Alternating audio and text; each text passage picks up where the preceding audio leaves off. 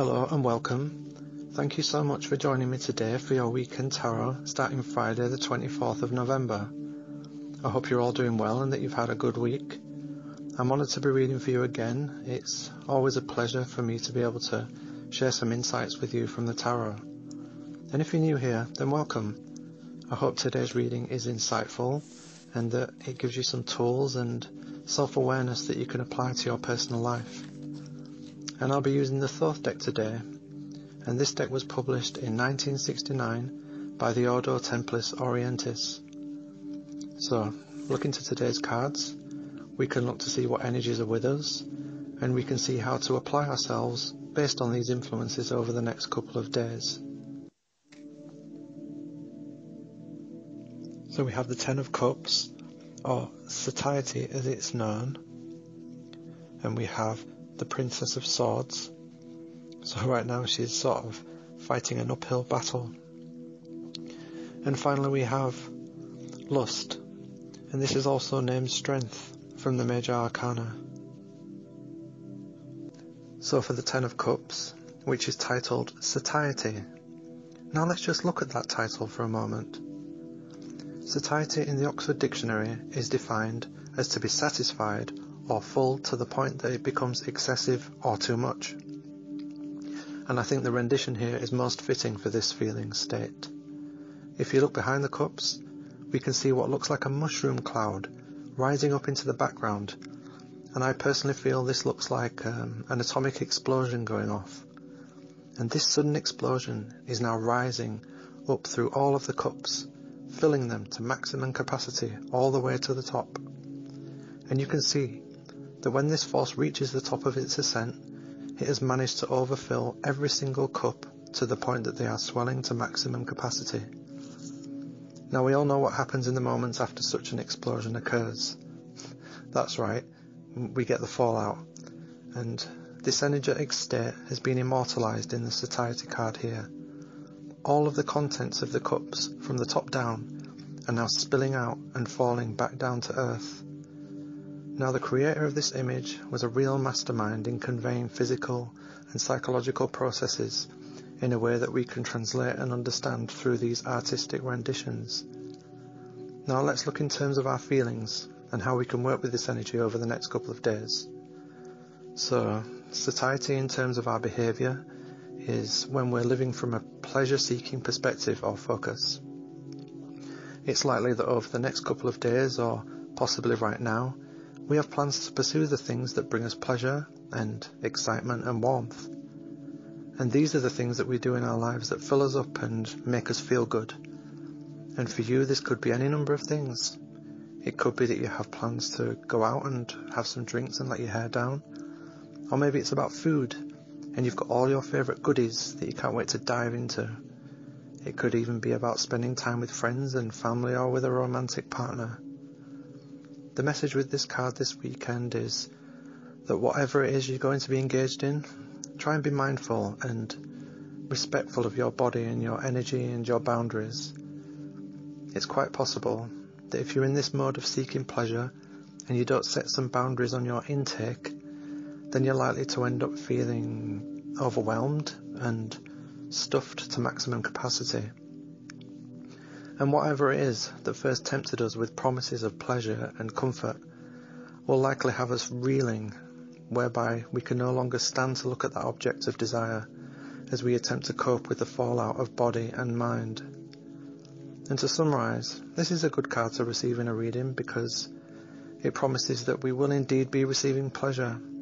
We will experience generosity, either from ourselves or to others, and we will have a chance at feeling whole. But we need to monitor our intake and look to treat our body and mind with care. We can quite easily experience the positive aspects of the Ten of Cups, but we just need to be aware that all pleasure seeking first starts with desire and then satisfaction. But to go beyond this point will only leave us ducking for cover. Now for the Princess of Swords. Now this card could be about you and your feelings. It could be about someone who's close to you, or someone who will play an important part in your life over the next couple of days. And just look at the image being displayed there. Really, no words are required to translate what is happening in the display. And I feel like you could just stare at the image for a few moments and you instantly feel and know what the character in the card is going through. Now this card represents the earthy part of air, and this is someone who is sort of fighting an uphill battle at present. And you can see she's attempting to make her way up into the clouds, but is having difficulty in the ascent. Now what we need to look at here is, why is this path so difficult, and what is it that is limiting this person's direction in life at present? If we look at her body, and specifically her wings, we can see that they are in fact opposing. And that is to say that no matter how hard this person tries to make any forward movement, she's likely only going to end up going round in circles. So it's like she's kicking up all of this dust and clouds and swirling around, but not really going anywhere. And the princess is indeed in the defensive position, and you can see that with the sword. If we look at the air currents around the blade, we can see she's swinging wildly at the space in front of her. But the key here is that the sword is actually facing inwards. And what we're looking at here psychologically is a person who is being defensive at present in their beliefs and traditions and ideas. They're holding firmly to their point of view, and are fighting away all opposing viewpoints, and in actuality are limiting any opportunities for expansion. And this defense, it's really self-limiting. It sort of locks one in a bubble of their own world and leaves no room for other people's ideas or views. And whether they realise it or not, this mindset is actually a form of self-harm. Her sword as she swings will at times cut her because it is directed inwardly at her. Whether they realise it or not, they're always going to hurt themselves. And this holding and defensiveness is in actuality about self-preservation and security. Now, we all go through periods of establishing ourselves out there in the world, and whether this is about a new idea or a personal choice or a new path we're taking in our lives, there's usually always the fear of judgment and not being accepted. And we even judge ourselves, usually past versions of ourselves, the ones where we know we've made mistakes and acted foolishly or emotionally. And in this mode, we act from a place of fear in an attempt to grasp security. It's like we do everything possible to hold on to this newfound awareness and apparent safety, this new version of ourselves that we believe is right and strong and knowing. But this is where the princess falls into trouble. We can see clearly she's been held back or trapped by holding on to her newfound image or version. And it sits right there in the image. And her clothing, which symbolises her self-image, is trapped underneath the pillar behind her. But she thinks she's holding onto it voluntarily with her hands. But in actuality, the weight of it is trapping her in place and stopping any further forward movement. On a side note, if we look at the pillar behind her, there are engraved circles, and this simply is displaying the message that the thoughts and feelings that are being held are not really expansive. They simply go round and round on themselves. So what do? If this is you, how can you move past this defensive mode? Now, some of the most complex issues do by and large have the most simple cures. And for the Princess of Swords, one must be willing to admit where they are actually at, to admit they're not always going to be right, to admit they won't always know the answers, and to admit that they have been in fact defensive and are closed off. Obviously this can be hard, because as we've stated earlier, this person has had to fight hard to get to this space of apparent security. So the ego will scream out that it knows what it's doing, and this knowing is overshadowing the path ahead. We really need to be able to let go of that fear that we may fail, and we need to trust in ourselves and start to build up a loving relationship with ourselves, no matter what's happened in the past and no matter how many mistakes we apparently made. The key to this expansion, and the key to opening up the path ahead, is we need to let our guard down. If we can play and work with other people's ideas and views without being judgmental or dismissive, we will have a chance at being able to evolve. And I actually do really love this card because when it appears in a reading, it's offering a chance for expansion on many levels. Yes, it shows the situation we are in and obviously the difficulties that are ahead, but it also gives us great hope, because if we look where this person is, I mean, just look, they're already quite up high. They've managed to soar all the way up into the clouds by their own determination, and this is actually why there's so much fear. If you think about it, if they fell from this height, who knows how far they would fall and have to start again from. So it is really understandable, and it's okay. But to get to the next stage, you must be willing to let go. To let go of this defensive behaviour and this gripping onto this part of your life. If you can do this, you will soar. I can promise that, because you're already nearly there.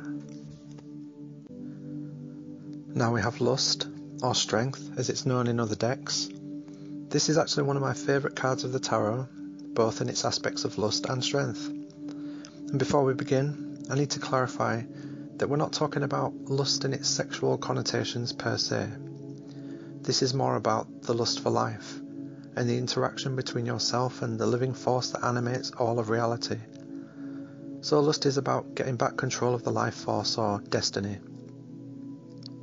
I won't go into too much detail about the imagery, but what I can say we are looking at here is mainly Gnostic occultism, because we have the Queen of Babylon, and she's riding the beast, and we have the Demiurge, or creator of the universe, directing events above the Queen's head. And what this is saying is that you have to come to a place in life where you're now vying for control again. And you can see that she has a leash on the beast she rides. So you are in the process of taking back your power and overcoming your fears. And all of your fears and hurts are contained within the beast. This creature represents the ego, and it represents the R complex of the brain, or the reptilian brain as it's known. This part of our mind deals with fight or flight, feeding, and mating. So it makes perfect sense that to overcome our fears and desires, we would be dealing with such a beast contained within our anatomy. And this isn't an evil force. This is purely about survival. Problems occur when these drives start to get out of hand and start to rule our life.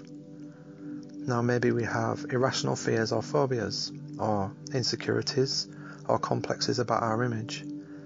Maybe we've let our desires rule us in some aspect of our life to the extent that we can now see it as a problem. Whatever that is for you personally, lust is showing that you're now ready for change, and that you're now willing to face your fears and get back control. And this is a time for you to pull upon that deep inner strength. Maybe you've made the decision to focus more on spirituality and growth over pleasure seeking and acting on impulse. And lust is urging you to find balance in that wild part of yourself, to find an equilibrium between your basic drives and your higher aspirations. And this is a card ingrained in the senses. And you may find that by getting into your body, either through exercise or feasting or sexual relations with a loved one, that new spiritual doorways can open for you, because a healthy outlet is needed for this energy.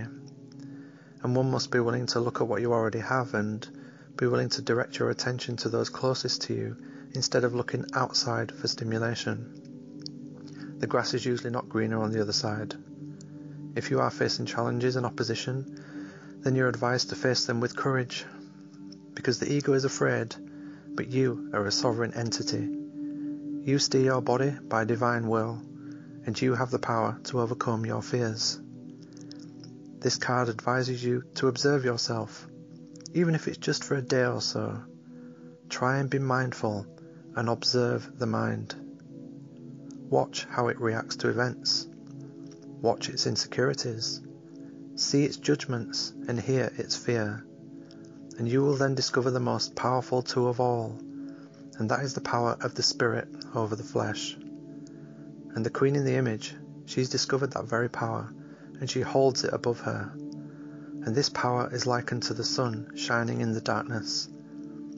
Once you discover that you are in fact the spirit, and that you're observing the thoughts, that the thoughts seem to go on without your permission or your contribution, you will have discovered your true identity. When the spirit is raised above the mind, then all fears scatter and flee. and the serpents in the image cannot stand to see the rising sun and are fleeing in every single direction. So, own your power and your birthright. Raise your spirit above your mind and overcome your fears. Thank you for joining me again. It's been a real pleasure for me to have the opportunity to disclose some insights and important messages that are contained within the Thoth deck today. I pray you well this weekend, and I hope that you make yourself a priority. Don't abandon yourself. If required, get out of your own way and step up to the challenges presented. If you haven't already, can you press like below? This will give my content a better chance at being viewed elsewhere and will show your support for the work I put in to be able to share these insights with you each week. I do pray you good luck and God bless.